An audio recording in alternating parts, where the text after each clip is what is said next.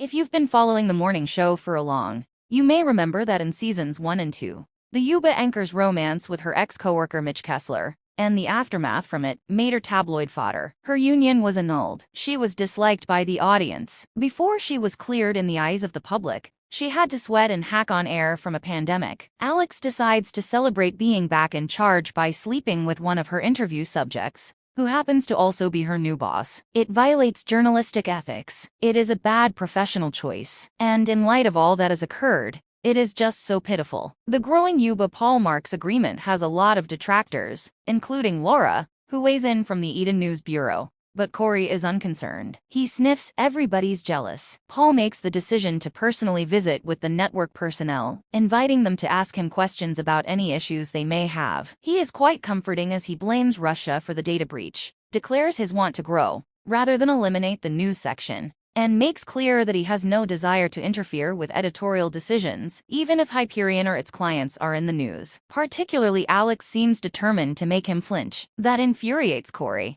but it seems to get Paul's attention. Paul readily consents to an interview for Alex Unfiltered at a subsequent conversation in Alex's dressing area. She is agitated by his consent, as well as the developing flirtatious atmosphere between them. He is aware of it. The afternoon of the interview, which takes place at Paul's house in the Hamptons 2 days later, is chaotic. As the sound man mix Alex up before the shot, Paul is unable to take his eyes off of her. But as soon as Alex brings up a tech incubator Paul oversaw during the dot-com boom, he becomes more and more irritable. The data analytics system that you sell to governments around the world is allegedly based on code that was allegedly built at the time by a Stanford student, according to Alex, who calls it a billion-dollar idea that you bought for $50,000. When it comes down to it, she says it outright. Are you rich because you stole someone else's idea? The student confessed that they had not completely understood the non-disclosure agreement they had signed, despite the fact that they had signed it. According to Alex,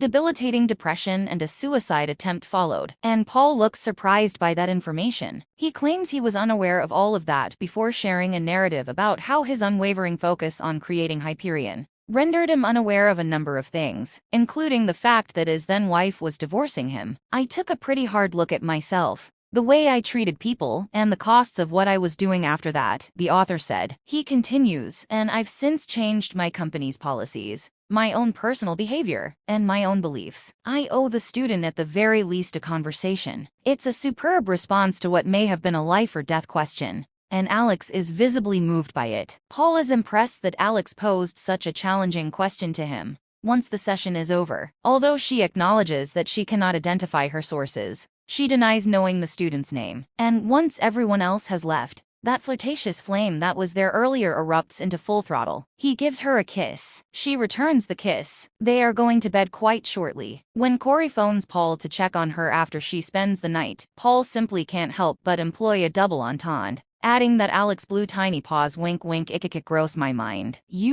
Additional could there please be a journalism-based series where the female reporter doesn't bed the subject? Let's deal with Chip's misguided action in this section, so I don't forget it. Chip asks Isabella to marry him at Niagara Falls. The moment he discovers Alex and Paul are sort of into each other, he is baffled by the fact that she is on the edge of crying when she rejects him. Hasn't she been giving him hints for months? She responds, I want you to ask because of me, not because of her. He claims that she is being absurd, yet he is certain that he understands what she is saying.